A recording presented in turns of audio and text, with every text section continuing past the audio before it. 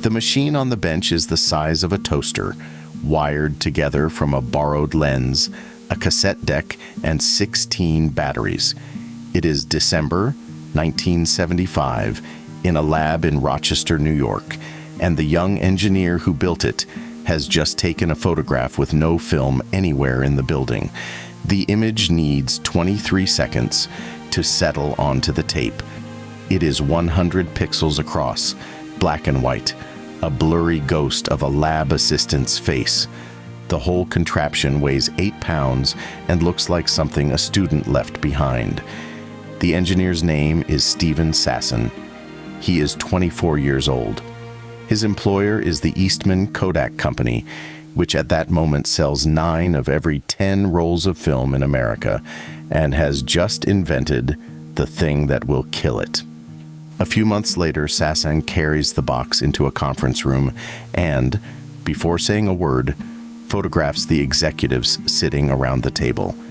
He pulls the cassette, drops it into a playback unit, and their own faces appear on a television screen. 30 seconds, from click to picture. Then come the questions, and they are not the questions he hoped for. Why would anyone want to look at their photographs on a television? Who would choose this over film? Sasson does the math for them. The technology doubles and doubles again, and in 15 to 20 years, it will be good enough for ordinary families. The answer he says he was given has followed the company ever since. That's cute, but don't tell anyone about it. Kodak patented the invention, filed it away, and went back to selling film. The silence in that room had a logic to it. George Eastman had coined the name Kodak in 1888 because he wanted a word that meant nothing, started with a K, and could be spoken in any language on earth. You press the button, we do the rest.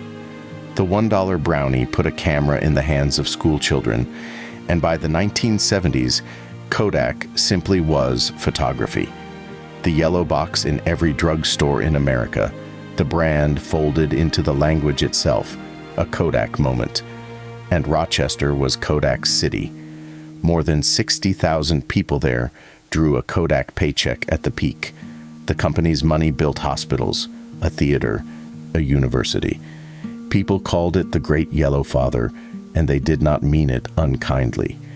Eastman himself had died in 1932 by his own choice, leaving a note of just 6 words: "My work is done. Why wait?" He knew when a thing was finished. It was the last time anyone at Kodak did. The business underneath the empire was beautifully simple. The camera was bait. The film was the annuity. A roll cost little to make and sold at margins approaching 70 cents on the dollar. And every wedding, every birthday, every vacation in America paid Kodak again and again for the same click. Film paid for the labs, the pensions, the city. Which is why the box on Sasson's bench was never really a camera problem. A filmless photograph was a photograph Kodak could not sell twice. The company was being asked to trade the richest annuity in American business for a gadget that erased it. And no one in that conference room was paid to make that trade. The warning came again in 1981, and this time it arrived in writing. Sony had just announced a filmless electronic camera, and one of Kodak's biggest photo finishing customers asked a nervous question: should we be worried? Kodak's head of market intelligence, Vincent Baraba, ran one of the largest studies the company had ever commissioned: technology curves, adoption rates, all of it. The conclusion was not vague. Digital would replace film. Not might, would. The mercy was the clock. Adoption would be slow, and Kodak had roughly 10 years to get ready. The company's own analysts had set its future down on paper, with a deadline attached. Kodak's answer was to spend that decade using digital to make film better. Hybrid systems, film with electronics bolted on, anything that kept the annuity alive. The clock Baraba described kept running anyway. In 1986, Kodak's own research labs built the world's first megapixel sensor, the precise milestone the study had flagged as the moment filmless photography would become viable. The prophecy was coming true on schedule, inside Kodak's own buildings, built by Kodak's own hands. Its rivals were not conflicted. Sony, Canon, Nikon, and Fujifilm poured money into the filmless future through the late 80s and 90s, unburdened by 70-cent margins worth protecting. Kodak had the patents, the sensors, and the 10-year head start its analysts had promised. It spent the head start defending the blades. The strange part is that Kodak kept inventing the future while refusing to move into it. In May of 1991, it released the first commercial digital single-lens reflex camera in the world. A news photographer's machine built into a Nikon body, $13,000, and years ahead of anyone. And by the turn of the millennium, it was selling the Advantix Preview, a film camera with a digital sensor inside, whose only job was to show you on a little screen the photograph you had just committed to a roll you would still pay to develop. A digital eye hired to sell more film. Somewhere between those two machines is the whole autopsy. The company could build anything except a reason to stop. When the digital wave finally broke, it broke on Steven Sassen's schedule, 15 to 20 years, almost to the year. And the legend leaves this part out. For a moment, Kodak won. It came from behind, and by 2005, its EasyShare line was the best-selling digital camera brand in the United States. 21% of the market, first place, ahead of the Japanese giants. It also lost roughly $60 on every camera it sold.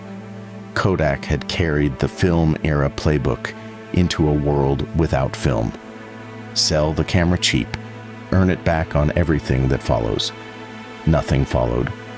Then the smartphone arrived, and the camera aisle itself began to disappear.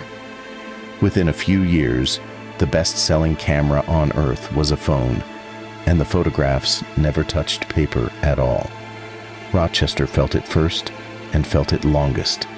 For generations, the company had paid every worker an annual wage dividend each spring, a bonus so woven into the city that the department stores timed their sales to it and families planned around it, the way farm towns plan around harvest. That was the world the layoffs dismantled, in waves, restructuring after restructuring, until 60,000 jobs had shrunk toward a few thousand, and the badge that had once meant a career for life meant a severance packet and a handshake. In December of 2010 came a quieter humiliation. Kodak was dropped from the index of America's 500 leading companies, where it had stood for decades. One of the stocks stepping into the vacated space was Netflix, a company that had just finished doing to Blockbuster exactly what digital was finishing doing to film. The funerals came one product at a time. In June of 2009, Kodak discontinued Kodachrome after 74 years. The film that had colored the century's memory, the film Paul Simon begged his mama not to take away. The last roll off the line went to the photographer Steve McCurry, who spent 2 months choosing his 36 frames and shot the final one in a cemetery for Civil War veterans outside Parsons, Kansas. Parsons mattered because by then, exactly one machine on Earth could still develop Kodachrome in a family-run lab there. Kodak set a last day for the chemistry, December 20th, 2010. So many rolls flooded in from attics and desk drawers around the world that the little lab kept the line running past its own deadline into January until the chemicals themselves ran out. The last roll through the machine belonged to the lab's owner.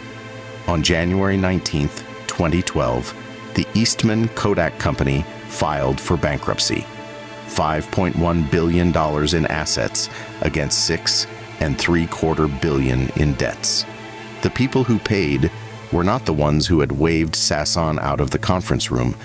Those men were long retired on packages that had honored every promise. The bill went to Rochester, 25,000 Kodak retirees in the county, machinists and chemists and coding line operators, who opened letters explaining that the company in bankruptcy was asking the court to end their health coverage. For people who had given the great Yellow Father 30 years, the safety net turned out to be printed on the same paper as everything else.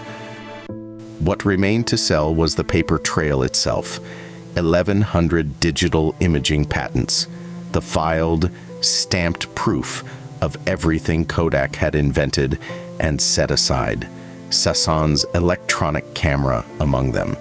The bankers hoped the auction would bring more than $2 billion. In December of 2012, the portfolio went for $525 million, a fifth of the hope, to a buyer's group whose members included Apple, Google, and Facebook. The companies of the new era did not need to defeat Kodak. They needed only to purchase its ideas at the estate sale. The legend says Kodak never saw digital coming. The files say the opposite.